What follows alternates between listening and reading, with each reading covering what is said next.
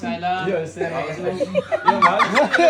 आउला छोड्नु नि त्यो आउला छोड्नु सेको त सर्लका साइला जस्तो सरले के छैन मम्मीले प्याक गरेर बाजेले के भन्यो खतरा सरलाई के छैन भन्छ सरप्राइज सुफाना जाजु नइरहेछ सरप्राइज दिन्छ निकाल न बाथरुमबाट अहिले खोल्नु पर्छ त्यो खोली आउनुस् त हेरौँ देखाउँ त डेडी कुन चाहिँ यो खोल्नु न पहिला यो खोल्नु न प्लिज भाउजूको पहिला भाउजूले माया गरेर आउ न यहाँनिर छिटो भाउजूले सोचेर ल्याउनु भएको छ एनर्जी ड्रिङ्क होला अब भाइले खतरा काम गर्छ टिपाइ कडा हुन्छ भनेर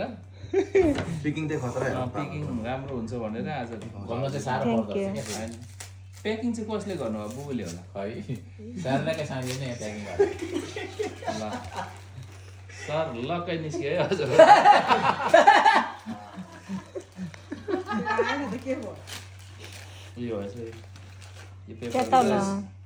फट्टै खोल्यो अब मजाले होइन यसरी निकाल्नुपर्छ नि सेलकै भन्छ होइन त्यस्तो त के सर मजाले प्याक गर्नुभएको सेलकै साँझे फाटेरै छोड्यो नि ल हौ फाटेरै छोड्यो वा 10 अन्त ए म त यहाँ के पो लगाएको होला भन्नु सरलाई के छैन यस्तो यस्तो रहेछ त्यहाँ झुन्डाउने रहेछ झुन्डाउने छ यतापट्टि मम्मीको मायाको लागि थोरफुल गिफ्ट है यो चाहिँ हो। थोरफुल गिफ्ट हो थ्याङ्क यू ए असार हुन्छ हौ अङ्कल मेरो मम्मीले सोचेर ल्याइदिनु पिरो रहेछ डल्ले त एउटा डल्लै खाएको त म त फुट्छ है सरलाई साइज गर्दै रहेछ नि